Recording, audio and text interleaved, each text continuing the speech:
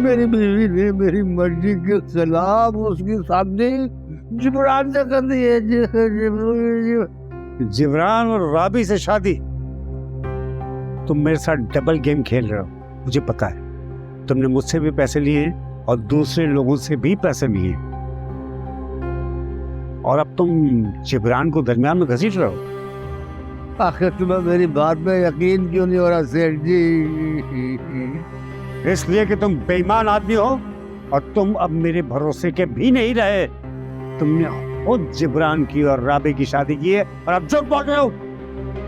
देखिए सेठ जी, मैं खुदा और रसूल की कसम खाने को तैयार हूँ, पर राबी की शादी जिब्रान से हुई। आप किसी से पता करवा ले। राबी मुझ जैसे इंसान के लिए बनी है, जिब्रान जैसे 2 टके के टैक्सी ड्राइवर्स के लिए नहीं बनी। और वैसे भी राबी को मैं तुमसे ज्यादा जानता हूँ।